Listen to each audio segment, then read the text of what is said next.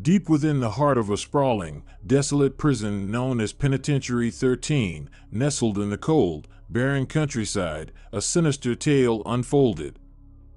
Inmates whispered of an evil that lurked in the darkest corners of the facility, one that defied explanation. Guards and prisoners alike were haunted by the same chilling story. It began with a new prisoner, Robert Malone, who had been convicted of a heinous crime.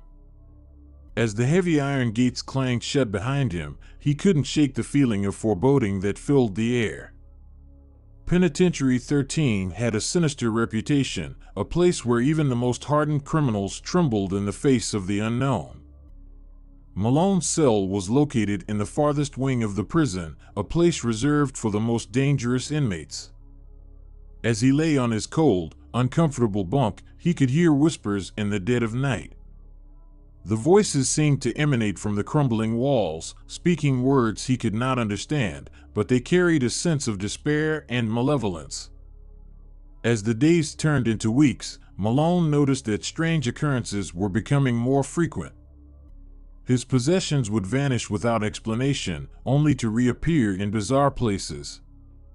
His fellow inmates told him tales of unseen hands that reached out to strangle them in the darkness, and of ghostly apparitions that stalked the halls at night.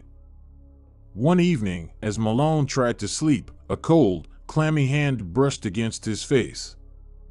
He awoke to find himself alone in his cell, the other inmates huddled together, staring at him with terror in their eyes. They told him that his cell was cursed, that the ghost of a former inmate, who had met a gruesome end within those very walls, now sought vengeance on the living. Malone scoffed at their superstitions, but he couldn't ignore the eerie occurrences that continued to plague him. One night, as he lay in his bunk, the temperature in the cell plummeted, and he could see his breath in the frigid air. The walls seemed to close in on him, and the ghostly whispers grew louder and more menacing. Desperate to escape the horrors of Penitentiary 13, Malone hatched a plan to break free. With the help of a few trusted inmates, he managed to overpower a guard and steal his keys. They made their way through the dimly lit corridors, pursued by malevolent forces that seemed to grow stronger with each step. As they reached the prison's exit, Malone and his accomplices were met with a horrifying sight. The ghostly figure of the vengeful inmate materialized before them, his eyes filled with malice. The temperature dropped to a bone-chilling degree, and the walls seemed to close in, trapping them. In a desperate bid for freedom, they charged at the Specter, hoping to overpower it, but their efforts were in vain. The ghostly figure let out an unearthly scream that echoed through the prison, and then they were gone, vanished without a trace, leaving Penitentiary 13 in an eerie silence. To this day, Penitentiary 13 stands abandoned, a place of unspeakable horror and dread. Inmates who were imprisoned within its walls tell the tale of the vengeful ghost and the chilling events that transpired there.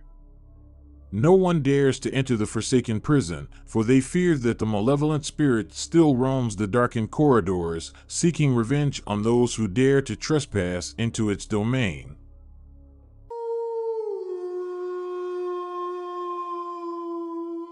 In the remote countryside of Oregon, hidden away from civilization, stood the foreboding edifice known as Blackwell Prison. This decaying penitentiary had long been abandoned, its history obscured by the mists of time. However, a tale of unspeakable horror persisted, a story whispered in hushed tones by those who dared to speak its name. It all began when a lone wanderer named Sarah stumbled upon the prison while searching for shelter during a violent storm. Seeking refuge from the relentless rain, she ventured inside the derelict building, oblivious to the chilling legends that clung to it like a shroud. Inside the prison's grimy, dilapidated walls, Sarah felt an oppressive atmosphere, as if the very air was heavy with sorrow. The echoing footsteps of her solitary presence seemed to be accompanied by ghostly whispers that reverberated through the long-forgotten corridors. As the night fell, Sarah found herself a dusty old cell, replete with iron bars and a rusty cot. She lay down, trying to shut out the unease that gnawed at her. But the silence was short-lived. From the shadows, faint, mournful sobs emanated, growing louder and more piteous with each passing moment. Fearful and confused, Sarah attempted to locate the source of the eerie sounds. She followed them down a labyrinthine series of hallways, each one more desolate and sinister than the last. The prison seemed to come alive, creaking and groaning, as if it held secrets it was loath to reveal. Finally, Sarah arrived at a long-forgotten wing of the prison. There, in a cell shrouded in darkness, she saw a spectral figure, its ethereal form racked with anguish. It was the ghost of a former inmate, trapped within the walls of Blackwell Prison for all eternity. The apparition reached out toward Sarah, its mournful eyes filled with an insatiable longing for release. In a desperate attempt to free the tormented spirit, Sarah began to investigate the history of Blackwell Prison. She discovered that the inmate, Jacob Mitchell, had been unjustly accused of a heinous crime and had met a gruesome end within the prison's walls. His spirit remained trapped, seeking justice and vengeance. Sarah vowed to uncover the truth and clear Jacob's name. With each revelation, the apparition grew more powerful, its presence a constant reminder of the horrors of Blackwell Prison.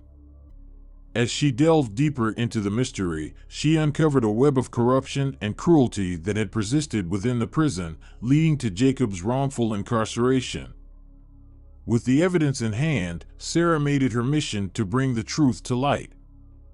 She gathered the support of sympathetic individuals who helped her expose the dark secrets of Blackwell Prison and exonerate Jacob's name.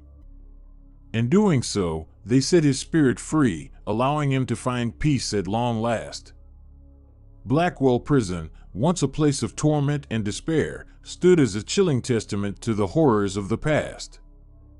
The prison remained forever abandoned, a stark reminder of the suffering endured by those who were unjustly imprisoned within its walls and the enduring legacy of a vengeful spirit that had finally found solace.